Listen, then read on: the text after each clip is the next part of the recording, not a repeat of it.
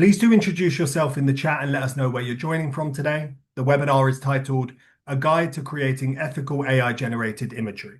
Emma Bracegirdle, founder of the Saltways, will lead the webinar and explore the current situation across the sector, examine how charities are using AI, and look at some easy best practice advice for charities. She'll explore how AI generation actually works, looks at the processes at play, and cover the core risks that charities may face. Emma will be joined by Lara Davis, Director of Communications, Marketing and Digital at the Business Disability Forum, who will share insights into their image bank and reflect on how AI is being used within their organization. A quick intro to Charity Digital. A lot of you will know us already, obviously. We are a registered charity, and our mission is to help other charities increase their impact by using digital safely, responsibly, and effectively. Before we start, just a few house rules. It will only take a minute. The session is being recorded and will be uploaded to watch on demand within a week's time. Any slides that are shared today, together with any resources that we mentioned throughout the session, will be made available. So don't worry if you missed anything. The closed captions are available. If you want to use those, you just go to the bottom of the Zoom window, click the up arrow, which is next to closed captions, and then just click on show subtitles. Please, we encourage you to ask as many questions as you can throughout the webinar. There is a Q&A section you can see at the bottom of your Zoom menu bar. Ask questions in there, and then we'll get to them at the end of the session. So after about 40 minutes, we'll go over to a Q&A. If any of the questions that are asked resonate with you, we have an upvote functionality. So that means you just click on the questions you like, give them a thumbs up, and then they'll go to the top so we can get to the questions that are most relevant to the most amount of people. Finally, if you do have any sound or image issues, let us know in the chat and we'll do our very best to get the session back to normal as soon as we can. Now, let me hand over to Emma. Thank you. Thanks, Johan. Yeah, really excited to be here. So thank you all for joining. As mentioned, my name's Emma Bracegirdle. I'm the founder of the Saltways. We're a video production company that specialises in ethical filmmaking for charities and non-profits. As we do video, the first thing I'm going to do is share a little video that should give you an overview of kind of our vibe and what we do. The passion of the people got this place built. That has had an incomparable impact on my life, and it's made me who I am today. I can't put into words what they've done for me. Even the littlest thing gives you that independence back, and that's what people want. I want to help the next generation, so leaving a gift in my will can do that. I'm going to be changing the way that people are seen in society. How are you? Yeah. Speaking to someone's hard, but once you start, you'll get everything off your chest and you'll feel free again. This was the one thing that really helped me cope with life and start seeing a brighter future. What ended up being an amazing gift for us all is it gave us this determination to get out and make lots of memories together. Yeah, it changed my life, really.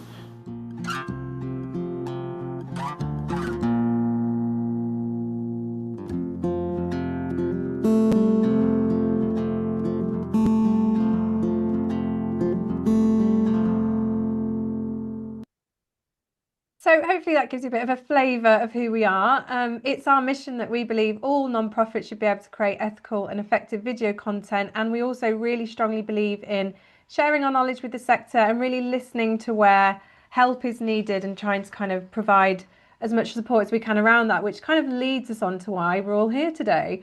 And it all started with The Guardian. So I don't know how many of you saw The Guardian article in October last year, but it was an investigation basically into poverty porn 2.0, which is what they dubbed it as, that revealed that major NGOs were experimenting with AI and using AI generated imagery of extreme poverty and vulnerable people. And many of them hadn't disclosed that these images they were using were AI generated at all. There was some great research by Arseni and co-authors, and they argued in the Lancet that these images represented a troubling evolution from traditional poverty porn, not just using real people suffering, but also fabricating it. And I think that the organisations that had been exposed, I guess, for using this really did have good intentions. Well, hopefully they did. They're trying to protect beneficiary privacy, save budgets, meet content deadlines. But the problem is they hadn't really thought through what they're actually doing. And I think that's why this really matters for everybody in the sector. And unfortunately, it's not a conversation that you can avoid. Even if you as an organisation have a stance that we don't use AI generated imagery, we don't use AI, you still need to take into consideration what the risks are for you as an organisation. So the first one is that, how many of us are using Canva, Adobe, Microsoft? AI is already in your tools. So these platforms have AI generation embedded in them. So staff can create AI imagery with a click, sometimes even without even realizing what they're doing or that they are doing that. And ignoring AI, you're also at the risk of shadow AI, which is a new cool phrase. But it basically means that your team are using it anyway. But unless you have a conversation about it, they're using it without any boundaries or understanding what the implications are. Another risk, is your images have very likely been used to train AI. So the images that you've ethically sourced, the photos that your beneficiaries have consented to, they're already potentially in AI training data. So consent that, someone might have given for a charity newsletter or to be on your website isn't necessarily consent for AI training. Well, it isn't consent for AI training. And that's really a live issue. It's not got any clear resolution. We as an organisation have actually now added in something into our consent forms that does flag that these images could be used to train AI if they do go onto websites, social media, just to kind of open up that conversation with people and to make them aware of what could happen. I'm not saying that everybody should do that. It's just something that we've decided to do. But regardless, you need to be aware that there is a risk that any image that you put out there could be used to train data models. And then there's the legal requirements. So there's the EU AI Act, and these, again, can't be ignored. So the relevant section in that act is Article 50. So it's got two kind of distinct obligations, and it's the second obligation that for charities that's relevant. So that sits with you as a deployer. So if you publish AI generated imagery that depicts people, places, or events in a way that's designed to appear real, you have to disclose that that's AI generated. The Act actually uses the term deep fake for this, which I think has like a broader legal definition than how we talk about it sort of colloquially.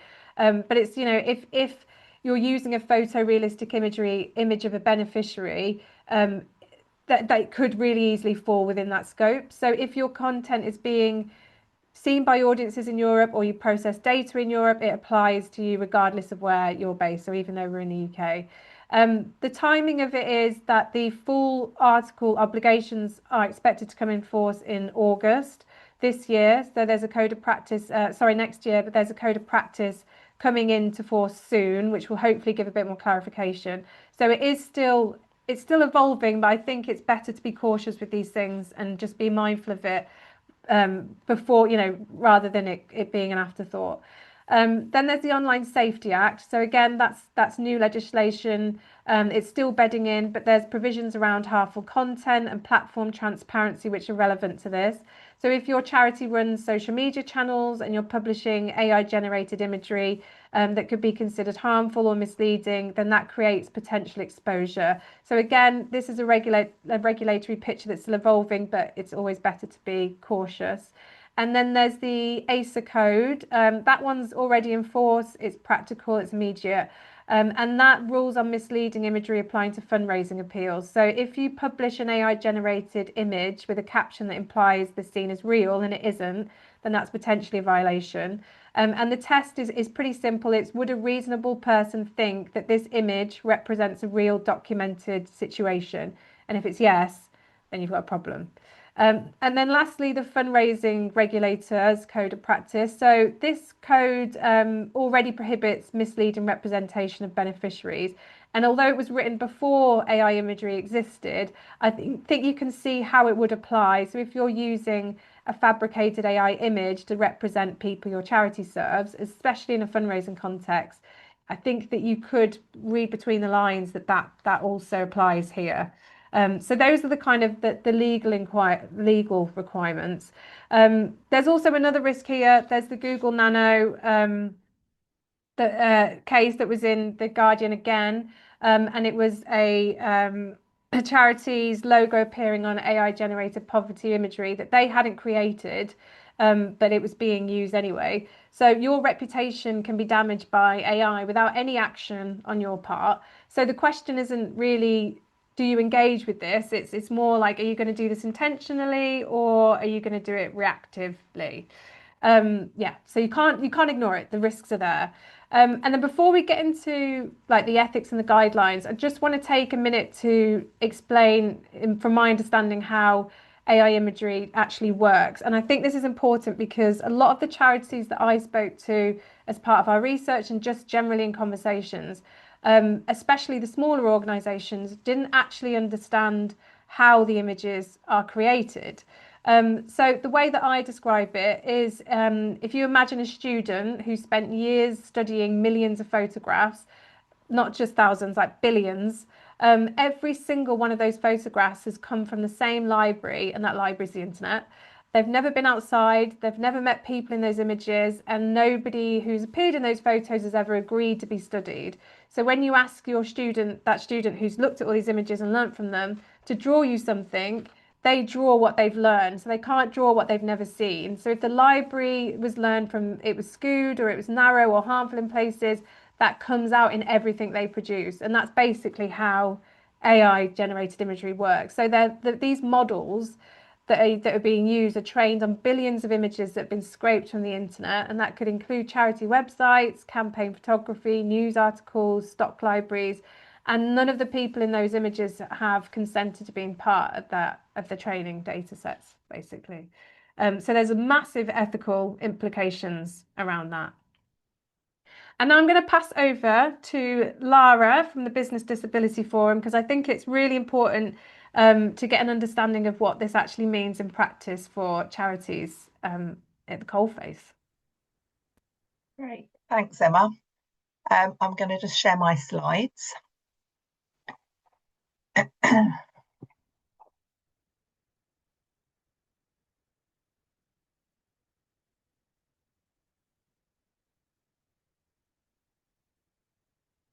Just checking, can those slides be seen now? Yep. Great, okay, so as Emma said, I'm Lara Davis. I'm Director of Communications, Marketing and Digital at Business Disability Forum. We're a business membership organisation, but also a charity. We work in the disability inclusion space. So we basically have members from all sectors, including charities, and we work with business, government and disabled people to remove barriers to disability inclusion. So that's both in the employment space, but also with consumers and customers. I'm going to talk about why we've developed a campaign which we call Changing the Image of Disability, and particularly the Disability Smart Image Bank that we've created as part of that, and why at the moment we have a no to AI stance on creating images of disabled people. So it might seem weird that I'm talking about this in a session that's all about creating and the risks of creating, but bear with me. So in terms of disability, 1 in 4 people in the UK has a disability. That's about 1.3 billion people globally. But we did some research back in 2023 with Ipsos Mori that basically showed that disabled people are under or very misrepresented in the media, marketing and advertising. So, for example, we spoke to 6,500 people as part of the survey, and a third of them said they'd not seen any disability represented in content they'd seen, watched or read in the previous 6 months. And of disabled people, less than a quarter said they'd seen stuff that actually reflected themselves and their disability in things that they'd seen in the previous 6 months. We weren't massively surprised by that, but this is what we went on to do. So I've worked in Marcoms for nearly 30 years, I reckon now, and I've always been frustrated by the availability of images around disability and disabled people. There's a real lack in image libraries, and lots of the images aren't very authentic or real.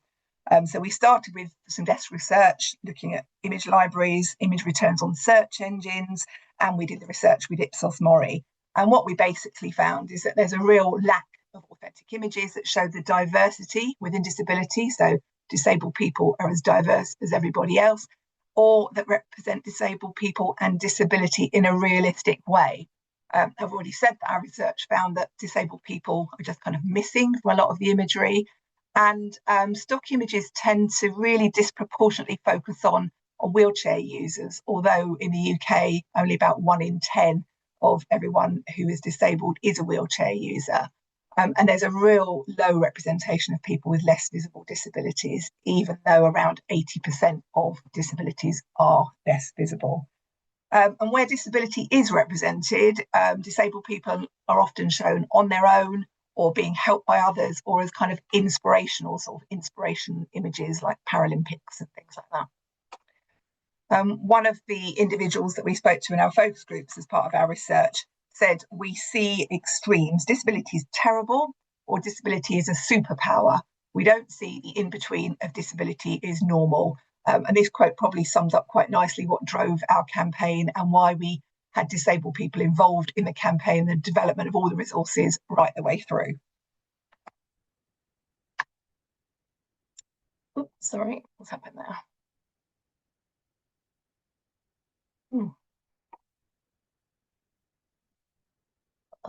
Suddenly unable to use my pointer. What's happened there? Gosh. Apologies. So we launched our Changing the Image of Disability campaign in 2024 with the aim of improving the portrayal of disabled people and disability in imagery. And the campaign's got 4 aims. We want to increase representation of disabled people in imagery, make sure there's just more images showing disability and not always alongside issues or content that's about disability, just across everything. To improve public business and media perceptions of disability, increase the awareness of the diversity of disabled people. As I said before, disabled people are just as diverse as the rest of the population in terms of age, ethnicity, appearance, etc. And in fact, one of the people in our research, a young person who used walking sticks to walk, just said, I never see images of me because images of people with walking sticks are always old people. And actually, it's not always old people that need to walk, need walking sticks to walk. And then the last is to just create a more authentic and realistic view of disability. So going back to the disability is normal.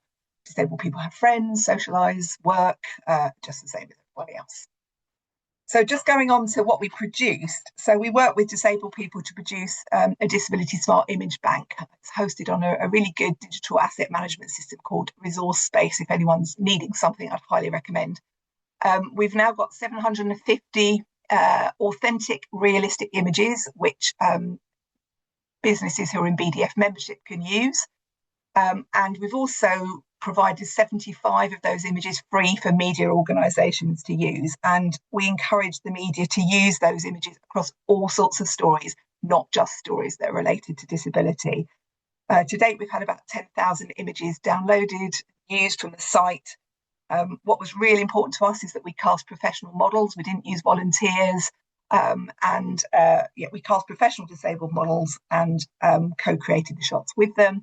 And we were very keen to show less visible disabilities, which is tricky.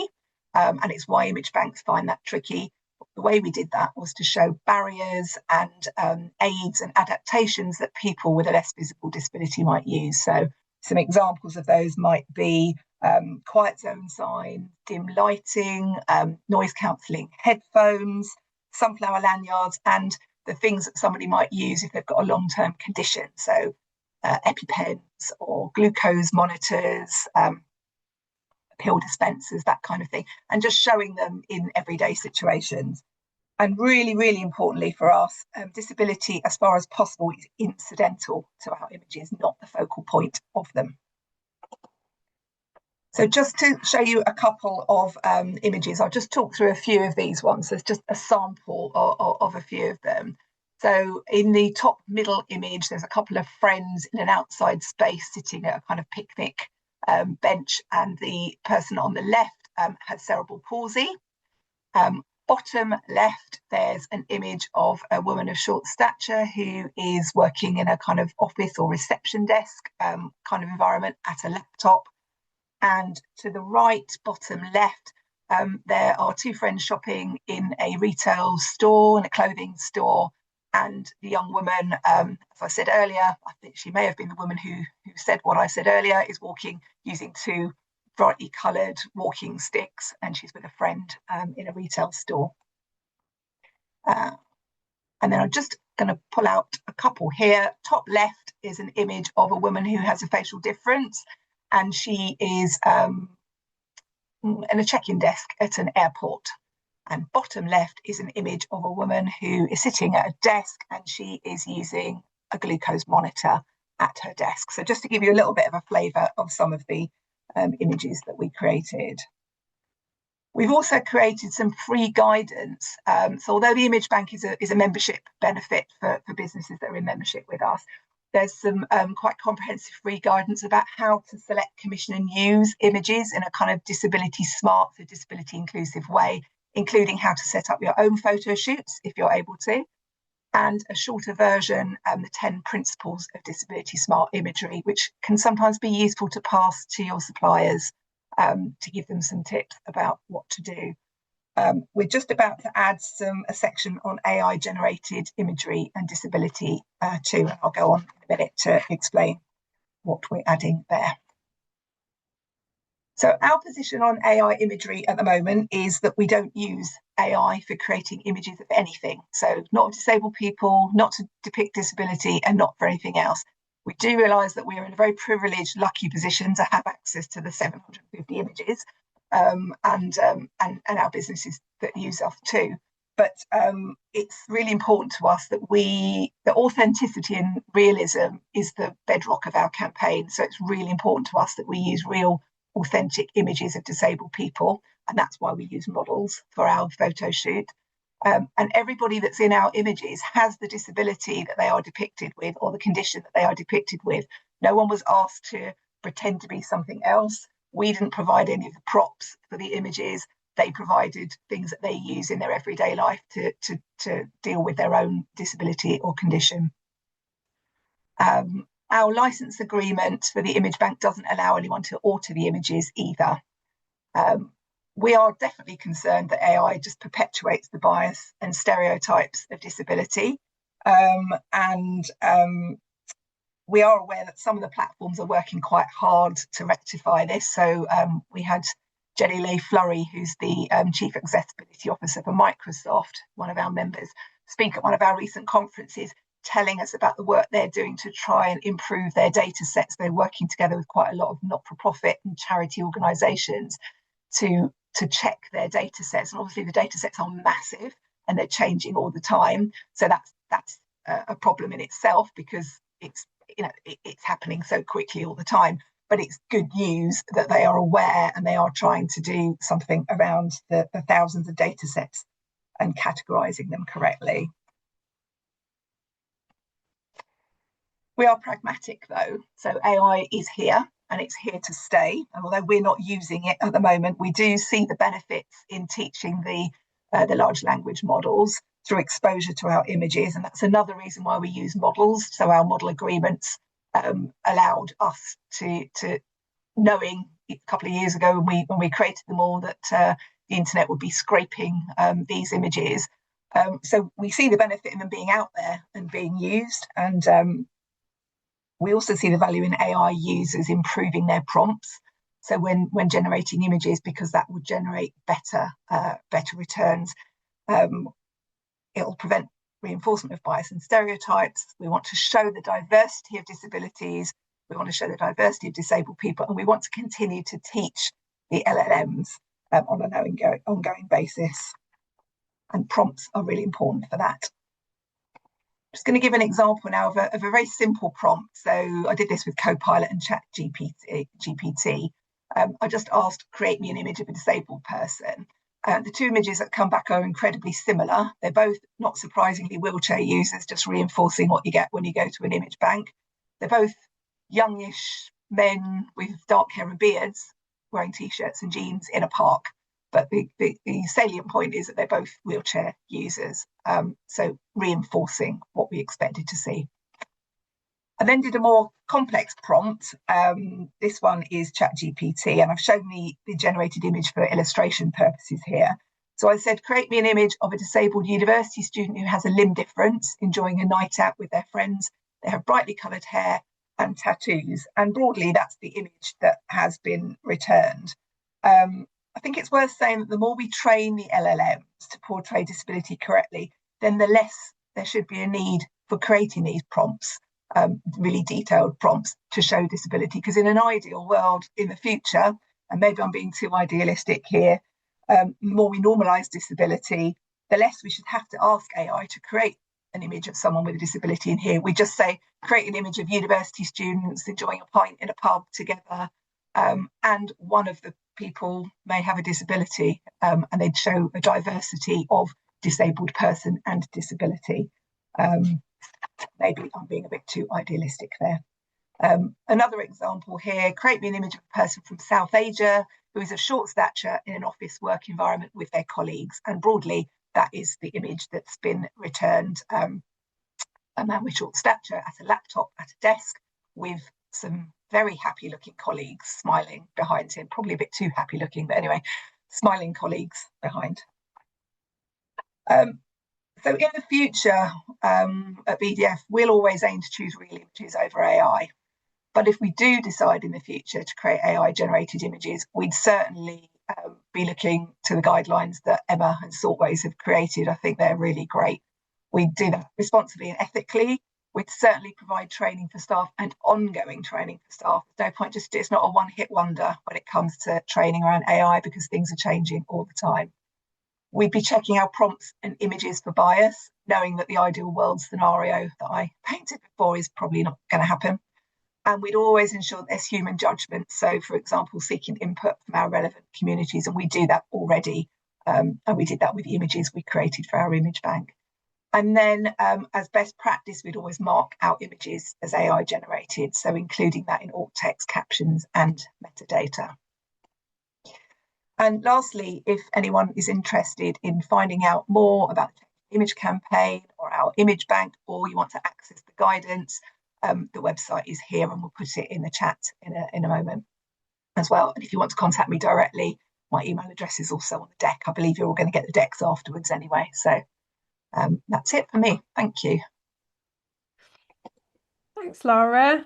It's so helpful, I think, to see it as the decisions that you've made as an organisation have led to those decisions. And I think that the image bank is just incredible. So yeah, thank you. So we wanted to, this all happened after with all the stuff in the Guardian had been seen.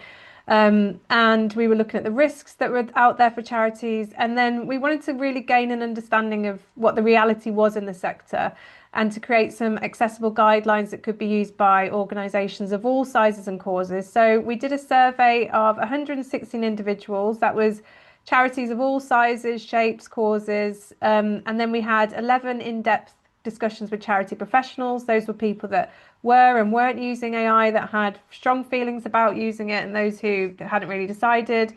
And then we also had discussions with researchers and sector leaders. And this is kind of the top line of the key findings that we found that I think are probably interesting to you, is that we found that 94% of charity professionals were either unaware or unclear about legal disclosure requirements, which I think that's probably a reflection as well about a bit of the lack of clarity at the moment. But I think, that the fact that they weren't even aware that there was any legal disclosure requirements is a bit worrying. More than half of organisations that are using AI generated imagery didn't label them consistently that these had been generated by AI. And then interestingly, I think is 76% agreed that around authenticity and that statement that that's what makes charities special, but 16.4% were using it anyway. So people know that authentic content would probably work better for them, but they're using it anyway. And I think these are the reasons why charities were using AI when we asked. Firstly, the number one was to protect privacy, which was given as the number one reason. And that sounds really reasonable, especially for organisations working with children, survivors of abuse, people in crisis. But I think it's a bit of a misunderstanding of what safeguarding actually requires.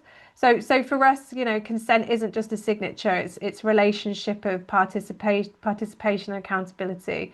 And I think replacing a real person with a stereotyped AI composite doesn't really protect them as a community. There's also the consideration that images we use to train data were done so without consent. So even though if you're doing it to protect people's privacy, there's ethical implications there of that you're using imagery that hasn't been consented to. And then there's obviously, speed, efficiency, cost, and this quote at the bottom, which I think was really important, was the feeding the beast, was from a large international development organization. And, they're not wrong about the pressure. Content demands are relentless. But these guidelines hopefully have been designed so that you can kind of make quick decisions, to relieve a bit of that pressure, hopefully.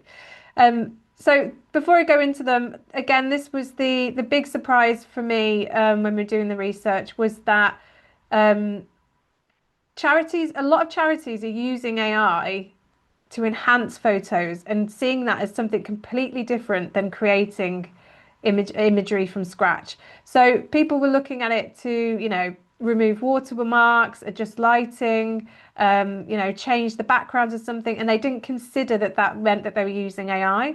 But there are still ethical issues and hidden risks there. So firstly, people, I don't imagine, have consented for the image to be enhanced in any way.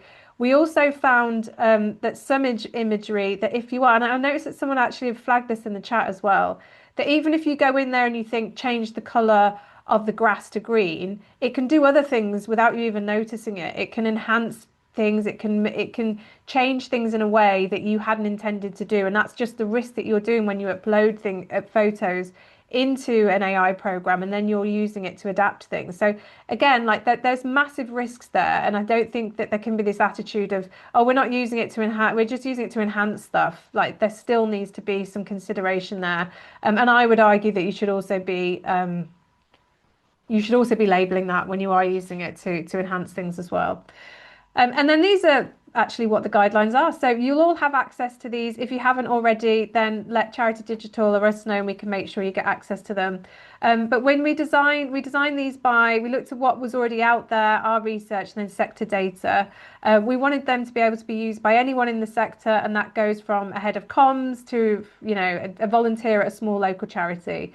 The first thing that's in there is the explanation of what are AI generated visuals, again, because as I explained, there's a lot of uncertainty around there, especially if it's someone who's not as tech savvy, could just pick these up if they're doing a bit of volunteering. That I think it's good to give it all a bit of context of what AI generated visuals actually are and how they're created.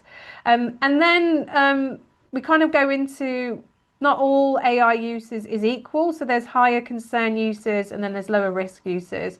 So I think the question here is kind of, where does the specific use fall on the spectrum of risk, and can I justify it? So we've listed these out there, and I won't go through all of them, but it's something like, is the image designed to look real photographic documentation of events or places?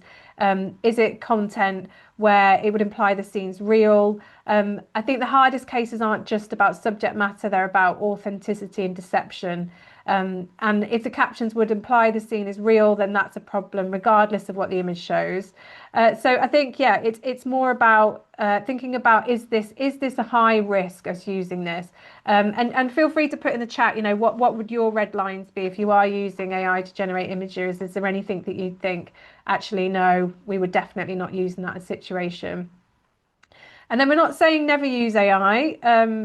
And a lot of charities are, which is why we wanted to do these guidelines very practical, so that they could, if charities are using that, then they're making the right decisions. So the lower concern uses for us are things like abstract illustrations, data visualizations, things that are so obviously not real, like this example from WWF, that people wouldn't.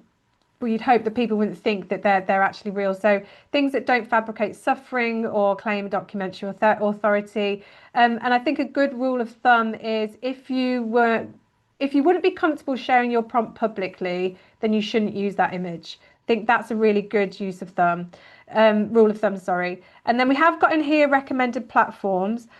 This is the section that I think we're probably going to be updating most frequently because they keep changing, and there's also a bit of a race to we're the most ethical at the moment between them all. So the most transparent options include Adobe Firefly because they claim to only train on licensed Adobe stock imagery.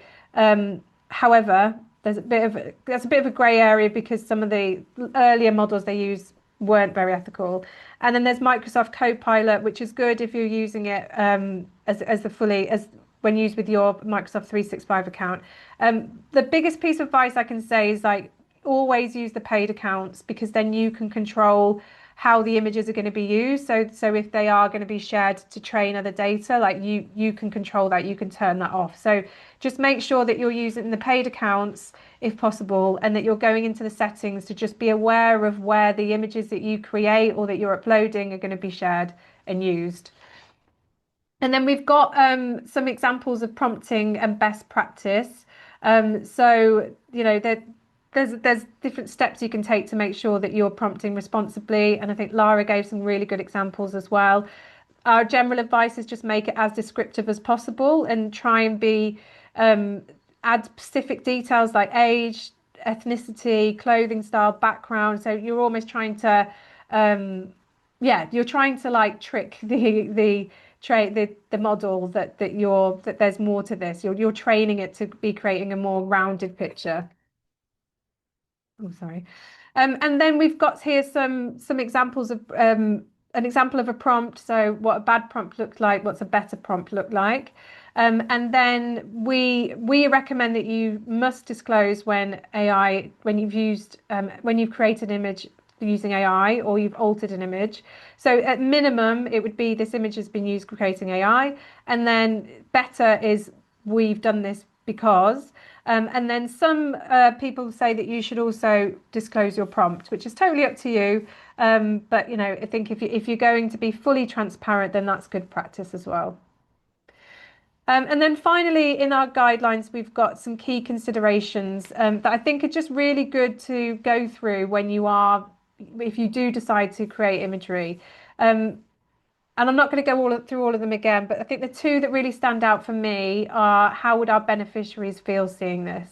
So I think a really good way to visualize this is if one of your beneficiaries or service users or clients was sat in the room with you, watching you put in these prompts, how would that make them feel? Or how would that make them feel that their experiences were being reduced to a prompt being put into AI? So again, try and think about it through their lens, through their feelings. And then the second one that's really stands out for me is, are we using this to avoid proper consent processes?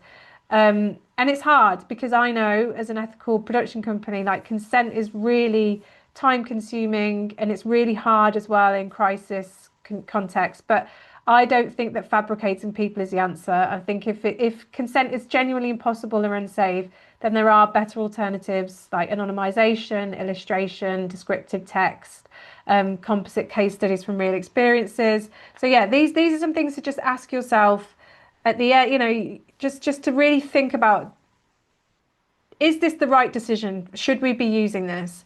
Just to think about those things. And I think this is especially important if you are sharing these amongst your organization and it might not be the comms person creating it, it might be someone else. So again, it could be just things that they can ask and to justify as well. If anything was ever questioned, you can say that, you know, we've thought about it, we've made the decision to use it, and we've gone through these key considerations, and this is our reason why. And then this, just before we sort of move on to Q&A, I think we've got a really big opportunity here as a sector. I think we're in a really unique position. Every image we post, every prompt we write, every decision we make about what to publish, that's potentially training the next generation of AI tools. So I think we can choose to be really intentional about that. We get to decide the images our sector produces, and they should be reflecting dignity, diversity, and truth. So I think as a sector, we could come together to audit our current content, to really rethink our consent processes, and I think it's a responsibility that we have as a sector.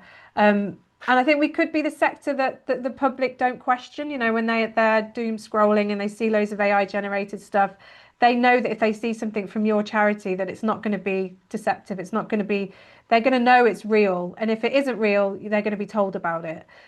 There's lots of studies coming out around the public's attitude to AI generated content, and generally it's not great. So I think, yeah, we're in a really unique position to be really intentional about what we create.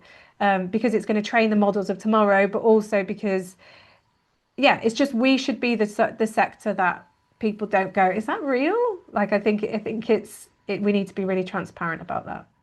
And then before we go into Q&A, I'm just going to give a shameless plug about our community studio, which is closing soon for this cohort, but it's a pre-recorded learning platform that teaches you how to plan, film, edit, and launch and review video content using your phones. You get 12 months membership. There's workshops, technical support, and then at the moment there's legacy and a memory bundle in there. It's £250. You get a login that all of your organisation can share. But yeah, little shameless plug. And yeah, we can go on to some Q&A. Thank you both. That was brilliant. And unsurprisingly, we have loads of questions. And just again to the audience, if you do have more questions, keep putting them in. We'll get through as many as possible. I think, Emma, you've already answered a few actually. So just start with the one that's upvoted most. Is the functionality is a bit, was from Sarah Moss. So it's quite a long one. Any advice on whether and how to add no AI tags to images on our website to try and mitigate LLMs, etc., scraping images from a website? We've been trying to crack this for a few months using Drupal CMS and haven't managed so far. So any experience around that? Do you have any, Lara? Is it something that you've done? No, because we don't use AI generated images. It's not something we've had to add. No, I think this is saying we're not using. So just to try and protect from scraping. Yeah, no, I don't know the technical way of doing that. We don't use Drupal either, actually. So yeah, no, something I could find out probably. Yeah. Yeah, same. I think that I know that the IBT, the International Broadcasting or IBC Commission, are actually setting up a working group to try and bring together people in the sector that do want to to maybe challenge the training data and to be able to take a stance on this sort of stuff. And I know that there are some charities that their imagery has been used or their logos have been used that have tried to challenge it. I think at the moment with little success. So I don't know, and I'm sorry I don't know the answer to that from a technical point of view. I think from a supporter transparency point of view, some charities have started to use like a marker saying this has not been generated with AI. I think that's quite nice. The only thing with that is that the conversation becomes about AI rather than what's in that image. But yeah, I think just being transparent as you can, and yeah, I do think the smallest step we can take is to just make sure that the content that we produce is non-biased. It doesn't stereotype. It's been created with proper consent processes. I think that's what we can do. Is it not an easy step, but that's something we can do as a collective, and then the more technical stuff will hopefully come later once more people have figured it out. But I'm sorry, I don't have a technical answer to that. Yeah, and Cherry Digital will look into it. Just to say, from a content perspective, as head of content, we have the same issue. So there was Cloudflare a while ago that actually was an AI bot that tried to sort of prevent your website being scraped. But there's so many issues around this, both on the end of scraping and in terms of like declaration, because to what extent is AI used is often the question rather than AI at all. So it's a really difficult one. And I think a lot of people are just trying to work it out at every level. There might not be an answer yet. But yeah, thanks for that. The next question from Katie is, do you have any advice on storing or categorizing our images alongside the consent gained from the people who feature in them? As we build our library, I'm struggling to make sure the consent naming of images is consistent and easy to use. Appreciate this might be a difficult one. Well, for us, as I said before, we use a really great digital asset management system, and I highly recommend that for doing exactly that. File names, organising stuff, adding alt text, everything. So we find that it's obviously paid for, but it's brilliant and it's used quite widely in the charity sector, resource space. Well, cool. Thanks. And Jeannie is asking, is there a recommend? Oh, this might be a double question, actually. Well, it is a double question, so I thought it was a shorter one, but it's not. We work for a biodiversity conservation organization, so wouldn't want to use AI imagery of a species, etc., but might edit the image to extend it so it fits better. Is it necessarily legal to disclose at that point? And how would you disclose it without people assuming an image is generated completely? It's a really, really good question. We'll start with that one, then I might ask the second one. We'll see if it relates. Yeah, I think, sorry, say it again, just so I've got it right in my head. Basically, I think the question is they've only edited a small thing, not Right, the yeah. whole image. So Yeah. at what point is disclosure appropriate, I suppose, is the question. Yeah, and I think it's kind of a bit of a case. Well, I think you should disclose if it's been enhanced at all, just because I think being transparent is better than people finding out and you having to deal with the consequences of that. I think that even if so the issue is that if you're uploading something into, say, Adobe or Photoshop, just make sure that then you've got your settings switched on, that regardless, that then can't be used to train AI models if you don't have the consent from the photographer or from whoever else, that's if someone's in it, that then could be used to train AI models, which is likely if you don't have the fully paid version or you don't have your settings changed. I think it should be, but I don't think you need to be really like you could make it a bigger thing than it is if it's just something really small that's been changed. But as charities have flagged, if you're putting it into AI and you're saying make this look a bit more like this, it could be changing other things. I can remember Ross, who spoke at our webinar, was saying that someone had uploaded a profile picture of themselves for a conference, and they'd automatically AI had like given the woman a lower cut top, like almost like sexualizing her a little bit. So I know that's not relevant to this because that's different, but just be mindful that even if you think you're just doing something little, there could be other things that are being changed that you just need to be aware of. And I would just put something like this image has been enhanced using AI, or this has been, and you could even say exactly what it is.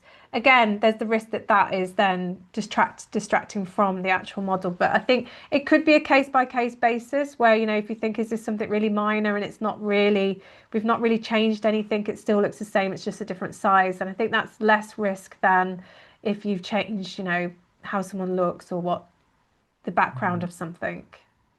I think AI edited or AI altered, or some elements of this image have been AI altered is good transparency practice. I mean, I had quite a good conversation with our graphic designer, and he said, obviously for years and years, Photoshop's used to change images, and we never put anything on a caption underneath there that says this image has been manipulated with Photoshop. So that there's also that debate. Yeah, I mean, it's so graphic designers use AI when they're even tinkering with the tiny edge. Yeah. That's AI generate, and at that point, you would never have declared it in the past. But now but I think your point, and Jeannie's next question was actually about what the wording for recommended for light touch. So maybe that's a distinction. I don't know, Emma, if you have any advice on that, whether you'd have a universal declaration or a distinction between altered, edited, generated, or anything like that. Yeah, I think you do have to be a bit clearer about it. I know that some charities say, well, we've got a policy saying that some images might be altered, but again, it's like you want to be transparent with your supporters. If they have to click through 7 different pages to find a policy that's hidden somewhere, that to me isn't being transparent. I think you need to be as clear and upfront about it as possible. And I think it answers your question. Like, if that makes you feel uncomfortable, then you shouldn't be using it. Like if you're worried about what your supporters would think, then there's your answer. Well, and yeah, everyone read Samantha Williams made a comment earlier about using AI to alter a jumper, and it altered other elements of the image. I think that in the context of this conversation is super interesting, and if you should be aware of that risk as well. Katie B has a question. Can you use photos you've taken of people in AI? what are the GDPR implications? So can you upload them into AI? I mean, again, I think that you should get consent from the people that are in that picture.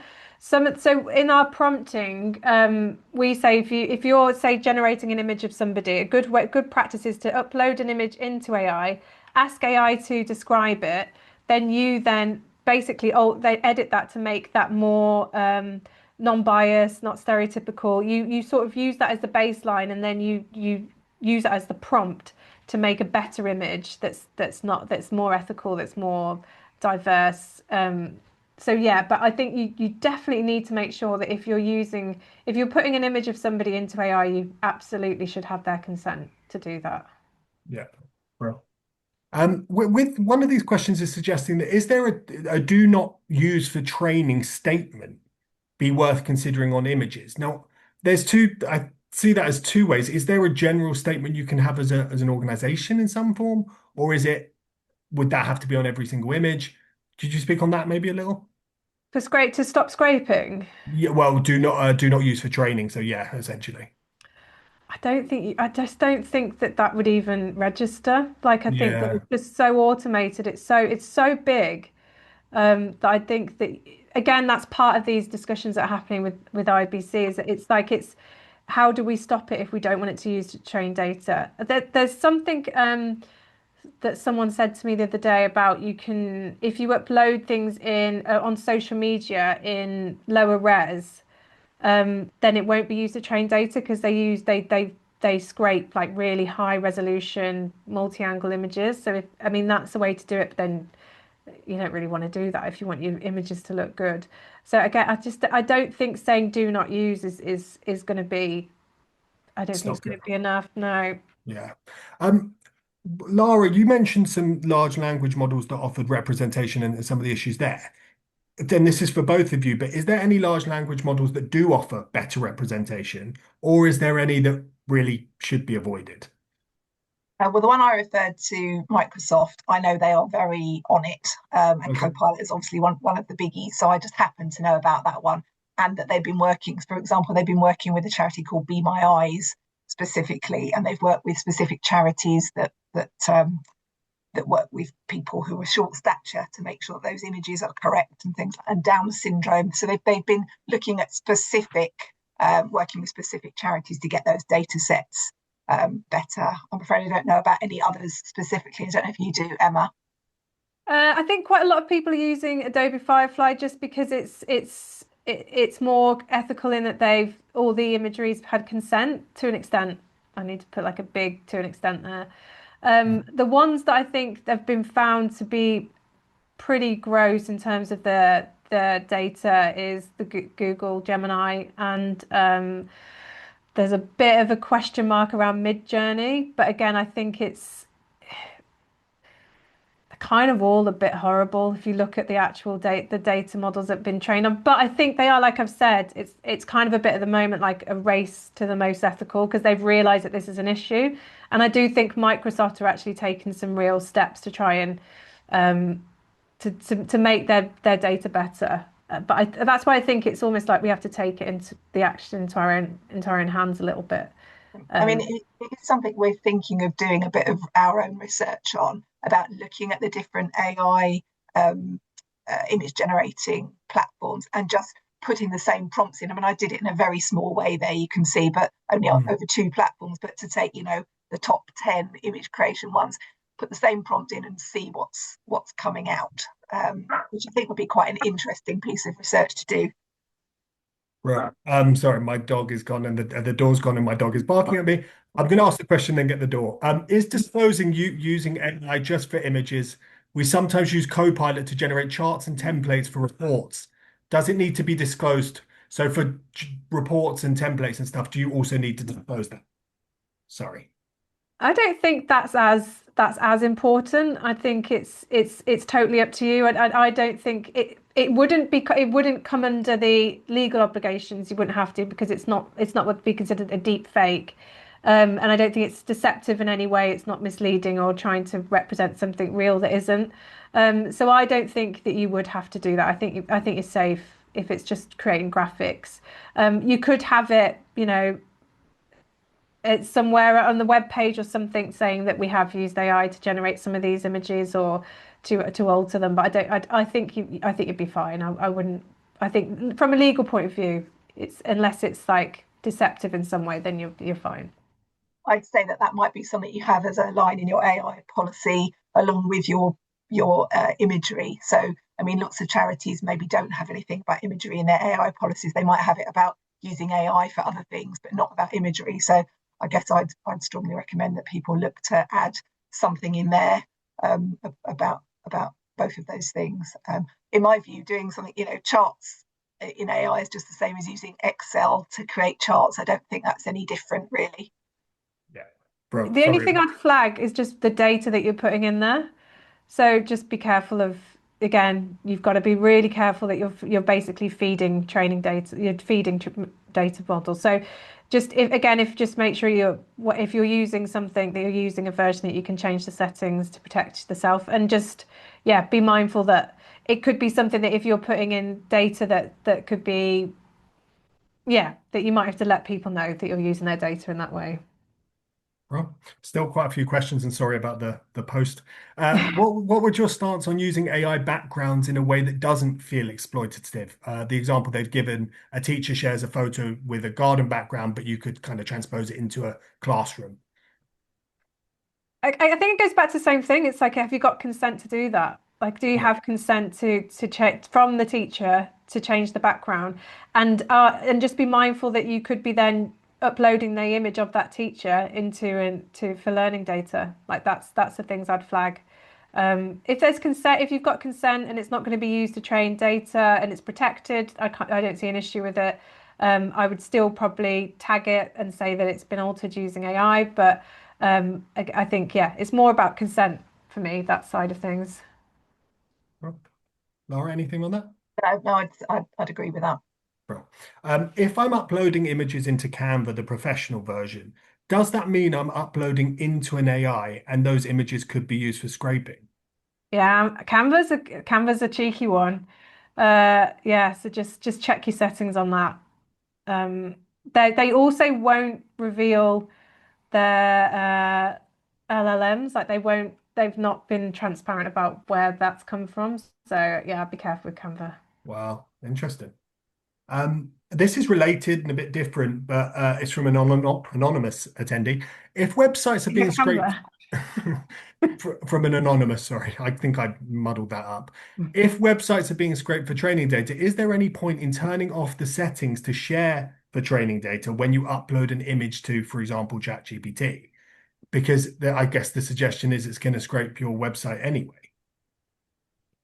Say that again, sorry. It's an interesting one, and more, I think it raises other issues, but it's suggesting that if ChatGPT is scraping every website, then this person has been turning off their sharing data when uploading images into ChatGPT. So they're saying, should they not bother doing that if their website's going to get scraped anyway? Which is a quite bleak question, really. It is a bleak question, and that's why we've changed our consent forms to have something in it that they could be used to scrape data, because once you put it on social media, once you put it on a website, at the moment there's nothing you can do to stop that from happening. I'm hopeful and optimistic that you will be able to protect it in the near future.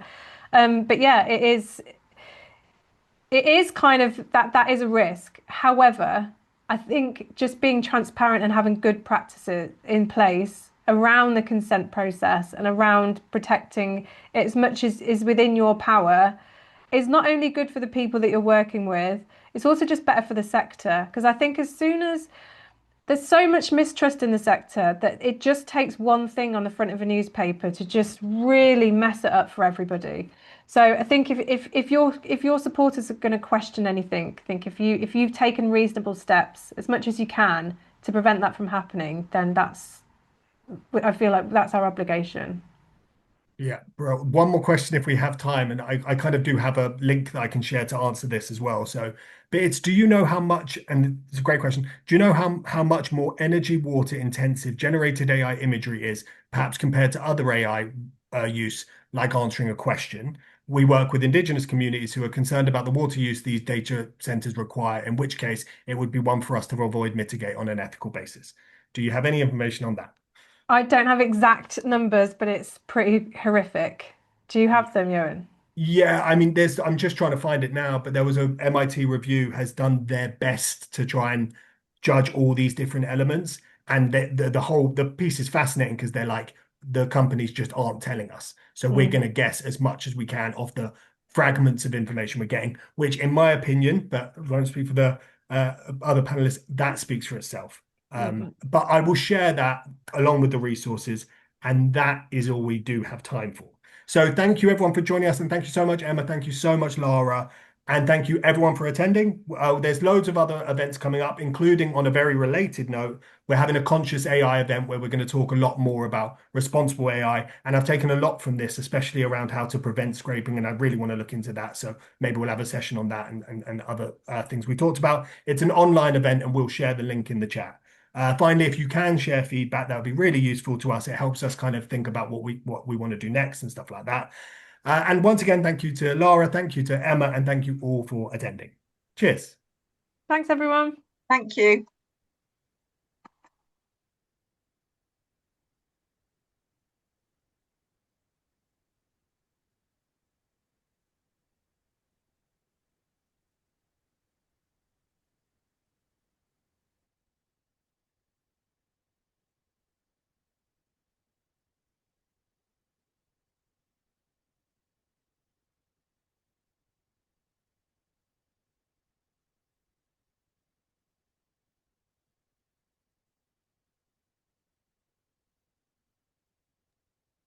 I'm going to jump off, Lara. But thank Yeah, I will too. I can see there's people still on the call. Yeah, nice to see you. Thanks, Yoa. Yeah, cheers. Lovely to meet you both. Well, meet you, Lara, and nice to see you, Emma.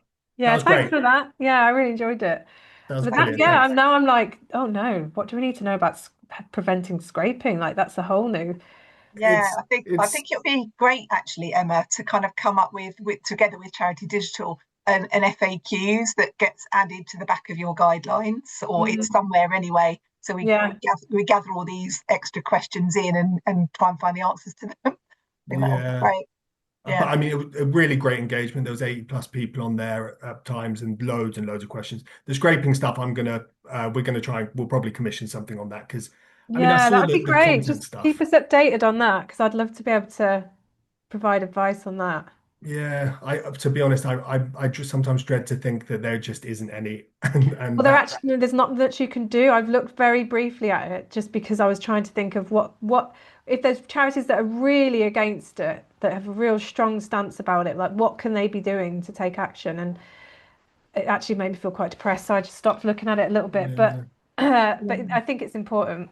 Yeah, and we saw that Cloudflare thing I mentioned, but I haven't really seen much following the announcement of that people were going to do it. I haven't really seen it in action, or no one's told me they've actually done it. So, and for us, one of the issues for us is, although we're happy for our images to be out there and for LLMs to be learning from them, I'm not sure what we'll actually do if we see our images out there altered to reduce someone's disability or change something. You know, we're not Getty or any of them. We haven't got the power to go out looking for all of our images and seeing where they've been used and things. So, that's a risk. It's a risk at the same time as we want them to be learning from them. It's also a risk. Yeah, definitely. Yeah. Great. All right. Well, thanks. Well done. That was really great. Really great. And loads of questions. I think, well, we did slightly run over, but I was just politely kicking everybody off the call at the end. But yes, really, really great. Well done. Hey, thanks for having us. Thanks again. See you all soon. Cheers. Bye. Bye. Bye.